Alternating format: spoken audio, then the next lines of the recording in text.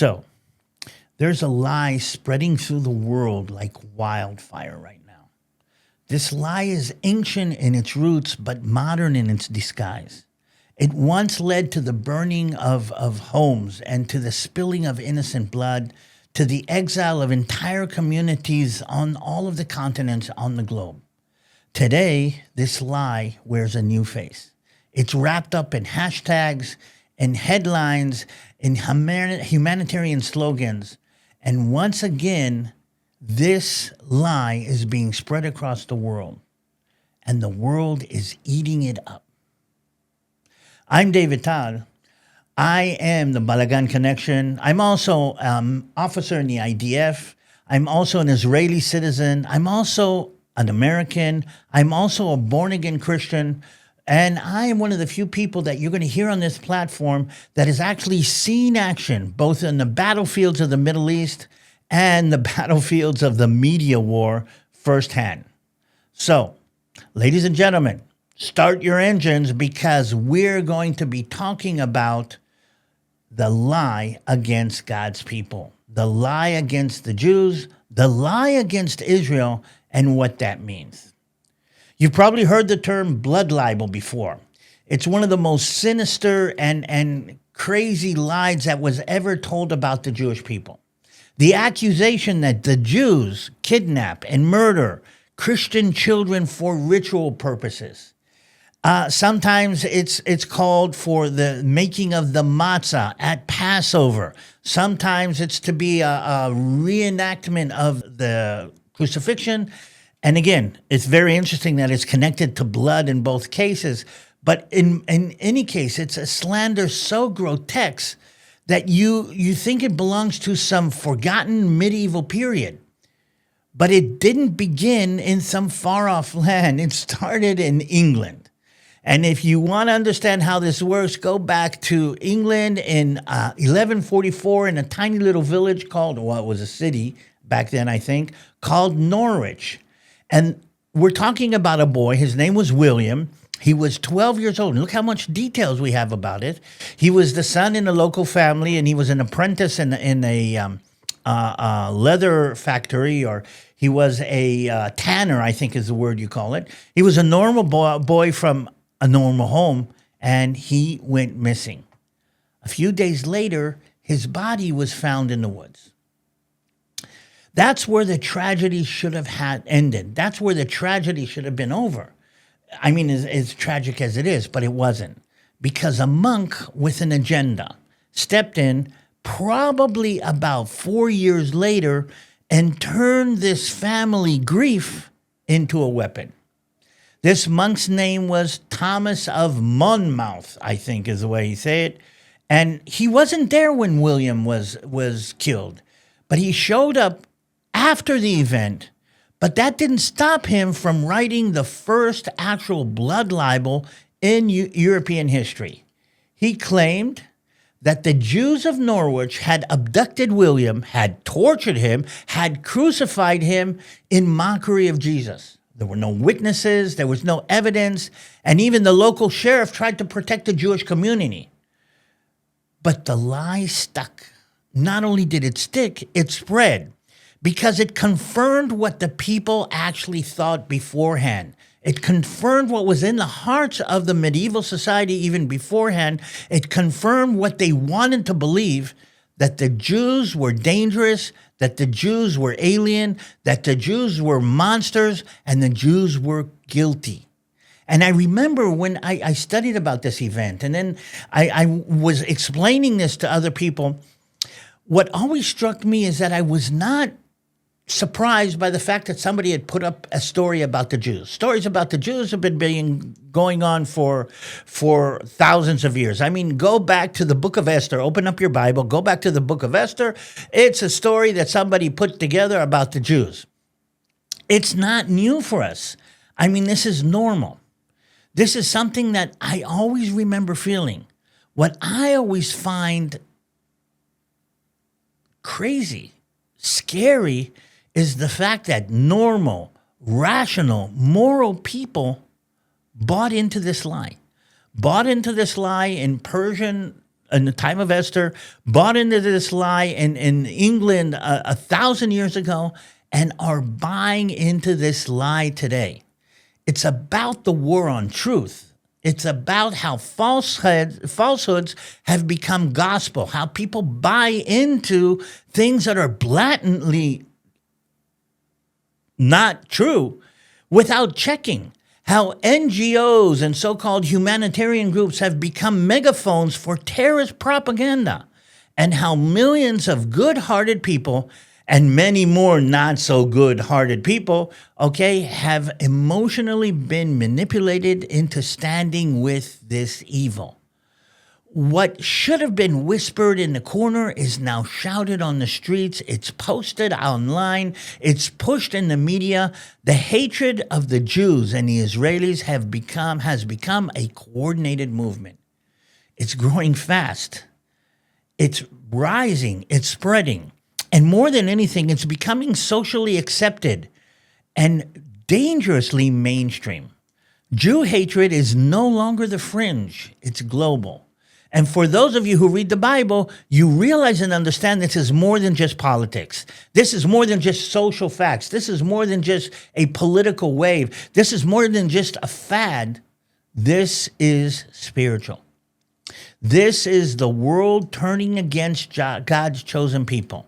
Not everybody, and I know I'm speaking to the choir here, but a lot, way too many. And just as it has for centuries, this isn't just about Israel and what Israel does. This is about resisting God and resisting the God that chose and made the connection to Israel. So let's start with the mechanism of the actual machinery, how this terrible falsehood is being perpetrated, how it's being spread, how this is working, and in the end, we'll connect it again to the spiritual realm. I call this the lie machine. The media, the humanitarian organizations, all have kind of plugged into this, and let's call it a lie machine. It's well-oiled, it's well-funded, it's well-organized. This machine has plugged into trusted institutions, the BBC, the New York Times, Sky News, the UN, Amnesty International, Doctors Without Borders, the Red Cross. They're not just reporting, or they're not just being part of the news, they're repeating the Hamas talking points in what's going on.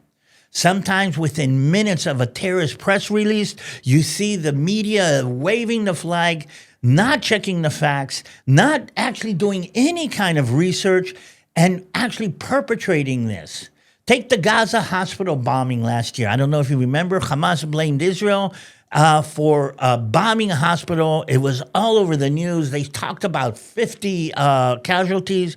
And even when Israel provided satellite images, phone intercepts, and radar data proving that it was a Palestinian rocket misfire, but the headlines never changed. The BBC kept pushing the lie, and millions believed it. This is not sloppy journalism. This is not people not doing their job. This is disinformation, a deliberate reversal of reality. And the question is, why do people fall for it? How does this become the narrative that people accept? Why do people accept Palestinian propaganda? I can only imagine is because it taps into the most powerful story of all. It taps into the victim-oppressor narrative. Palestinians, hopeless, starving, crying, and Israelis with tanks and drones and military might. This is framing the whole narrative and framing what facts are actually brought before. People forget the context. You don't hear about October 7. You don't hear about the massacre of babies. You don't hear about the rapes. You don't hear about the kidnappings. They have forgotten the years of Hamas launching rockets from schools. We know them. Hiding weapons in mosques. Firing from behind hospitals. We've forgotten all of this because of the emotionally charged images that are coming out now. Now what we're seeing is the crying children, the destruction of buildings, the blood, the dust, And as a former IDF spokesman once said, Hamas doesn't want us to accept civilian casualties. It seeks them. It looks for them. Every dead child in Gaza is a media victory that is as dangerous to Israel as a Hamas rocket is. That is the core of the issue. Another part of the mechanism is because of the world that we live in, emotion comes before logic. And that's the ugly truth. The human brain is wired for emotional before logic dynamics. Psychologists call it the identifiable victim effect. Wow, I managed to pull that out. People feel more compassion for a single crying child than for 1,000 nameless victims.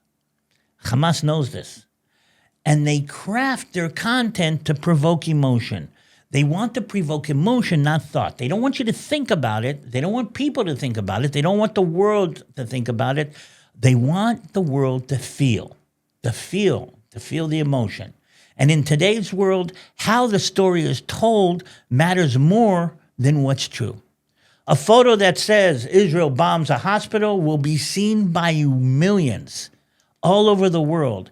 An AI-generated picture that actually depicts something completely false will be spread all across the globe, and it will be much more important than a 500-word report explaining what Hamas is doing, explaining how the Hamas is storing rockets under the hospitals.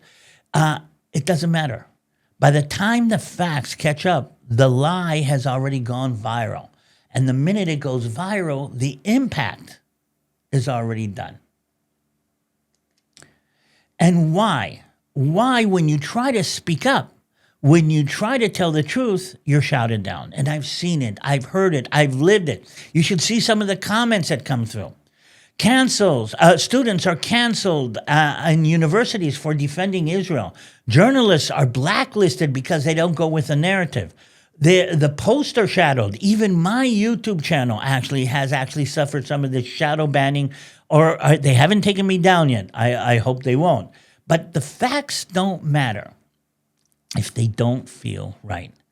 And in a world dominated by the emotional narratives, truth has become not only irrelevant, but inconvenient. Ooh. And here's how it works. The Hamas propaganda machine releases a claim. Israel killed 25 civilians. Doctors in the Hamas-run hospitals repeat it. The NGOs, the humanitarian organizations, echo it. Major media outlets headline it. The social media spreads it and amplifies it. And then politicians who live off of this influence, start repeating it as a fact. All of this happens without a single piece of verifiable evidence. The casualty numbers, they come from a Hamas-controlled health ministry. They count 17-year-old terrorists as children. They don't differentiate between the fighters, the civilians. They don't say anything about where this happened or why this happened. And the world runs with it because the headlines lines up with the narrative. The headline lines up with this pre-constructed idea, and nobody's going to correct it. And even when it's so hard, and even when they have to correct it, the effect is already made. Palestinian propaganda thrives because it is visually simple. In a world of clicks and media and 20-second click bites, this conflict is complicated, and it doesn't fit into the Israeli narrative, doesn't fit into the simplicity of a 30-second TikTok. It's a very complicated conflict. It's history, and there's law. What is considered genocide? What is not? What is a war crime? What is not? Warfare is mixed into this. Theology is mixed into this, but none of that matters in the age of 10-second reels and emotional headlines. A picture of rubble, a crying girl, and a caption that says Israel bombs Gaza is more powerful and more impactful than a whole week of facts. That's how the lies win. And Hamas knows this. Hamas knows how to use this. Another example is the whole issue of the humanitarian aid. No, Israel is not starving the people in Gaza. And I actually talked to some people that are in Gaza right now. There's thousands of tons of humanitarian aid, food supplies, and medical aid that are sitting in staging areas on the inside, on the Palestinian side of the Gaza Strip, waiting to be distributed and supplied to the people of Gaza. Yesterday, Israel had to destroy a lot of that food because it was rotting on the piles. I mean, I've seen stacks of it there. They had to bury it because it's... And here's the thing. Nobody's taking this food and then handing it out to the people. Israel and the United States put together an organization that will be dispensing this food peacefully. The humanitarian aid that is being supplied is being distributed to the people. The thing is that Hamas does not want this to work. Hamas does not want Israel and the United States to be able to supply this food to the people. The Hamas needs the humanitarian crisis. The Hamas needs the starvation. Even if they're not starving, they can convince the world that it's starvation, and that will put so much more pressure on Israel than anything else, and we're seeing it even now. It wants to decide, the Hamas wants to decide how much it keeps itself, how much it supplies, how much it charges the people, that it is actually charging them for free aid that is supposed to go into their hands. And because of this, the actual facts on the ground don't matter. They started to shoot. They were actually firing on people on the way to pick up their food packages, and then they blamed Israel. I mean, they actually killed people. Now, the doctor in the hospital sees the people coming in with gunshot wounds, and the people are saying, Israel killed us, Israel shot us. And they're actually echoing that sentiment, and it's not true. Yesterday, we started parachuting aid into the Gaza Strip. Literally, planes going over the Gaza Strip, and aid being dropped in certain places directly to the people, actually going over the heads of the Hamas authorities. And here's the thing, Hamas is fighting this. One of the things that they are actually standing very, very strongly on any kind of ceasefire agreement or any kind of final agreement is they get to distribute the aid that is coming in. It won't be distributed directly to the people. Hamas wants to have control. They want to stay in control of the Gaza Strip. And many in the world want to believe that Israel is creating a starvation. Israel is perpetrating a genocide, a starving genocide against the people in Gaza, even though there's no evidence and there's no facts that actually justify it.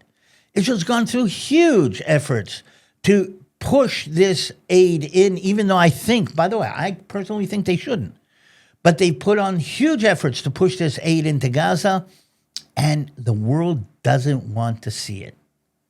Doesn't want to accept it, doesn't want to see what is really going on. Another thing is the rebranding of the terror in a language that perpetrates the lie.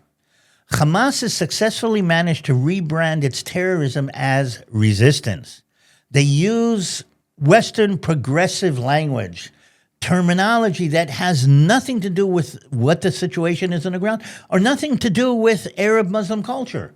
Decolonization, indigenous struggle, anti-apartheid, genocide, ethnic cleansing. It's all a lie, but it really, really sounds good in the 30-second sound bites. They turn the only democracy in the Middle East into a villain, and they turn a genocidal terror group into freedom fighters. Now, this is not the first time. There is a segment, our piece of our population that wants to see the underdog win, and anybody who has power or a capability to lose.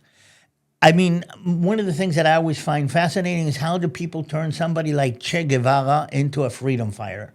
The guy was a maniac, narcissistic, crazy person who killed gays and did terrible things to anybody who opposed him. And he turns into a figure to be, raised up on a pedestal. And they don't realize that the people who are supporting Hamas, They're supporting a movement that calls for global jihad. The Hamas is the Palestinian version of Al-Qaeda. And what did Osama bin Laden say again and again? I want the whole world to be Muslim. That's our calling. That's what we want. Another element or another part of the machinery here is this selective moral asymmetry. Where is the outrage for the 13,000 people that were killed in Sudan? Where is the outrage for 500,000 that were killed in Syria in the Syrian civil war? Where's the outrage for the Christians that were slaughtered in Nigeria on a weekly basis? It doesn't exist. Why? Because there's no viral videos, and it's not about the Jews. There's no identity politics to weaponize here. There's no simple narrative. And if Israel makes one strike, one real, one fake, the world explodes. No Jews, no news is what I heard today from somebody. And I find that fascinating that it seems so real to us.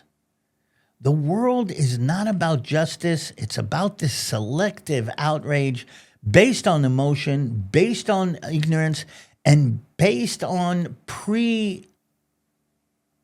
merged ideas.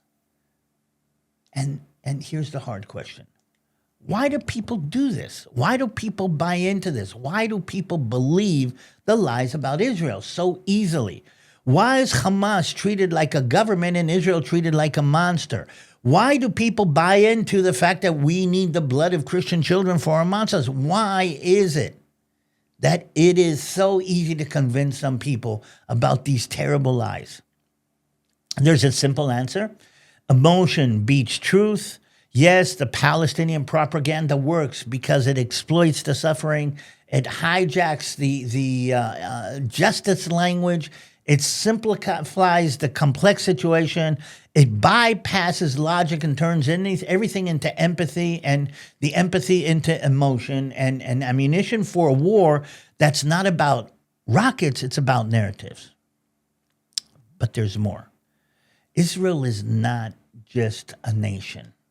Israel, the nation of Israel, the people who live, the population in Israel, the Jewish people, the 15 million Jews all over the world are not just a people, a nation.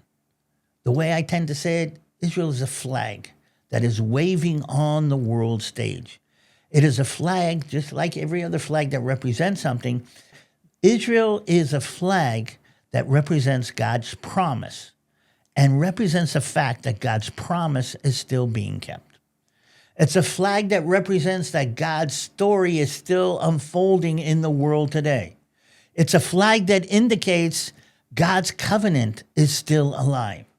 It's a flag that gives credibility more than anything to the concept that God is in control and God's return is on the horizon. If we stay silent about this, we're going to lose. So, what should we be doing? I'm trying to do it here. We should be speaking the truth. We should be standing up. We should be pushing back. But we should also realize that not everything is as it seems. We should realize that lies become normal, then truth becomes a rebellion, and truth is the core of what we believe in. So, this is David Tal. This is a Balagan Connection. By the way, if this has connected to you, has opened your eyes or taught you something, please, please, please hit the like button, hit the subscribe button. But I need you to do something else. This movie was put together, this clip was put together not only for you who are watching it on my channel. I want you to spread this. I want you to use this information, to use this personal account and send it to somebody that doesn't see the truth, that doesn't understand the lie, because I want you to know something. Truth matters. Real matters. Right matters. Israel matters. And in this fight, it isn't just about the borders. It isn't about what's even going on in Gaza. It's about light versus darkness. It's about falsehood versus truth. And we must choose a side. And when we choose a side, we must spread that to the rest of the world. This is David Tal. This is a Balagan Connection. If you want to be a part of what we're doing, there's a link here to an organization called Gihon Springs, which we support. Me and Christy are a part of.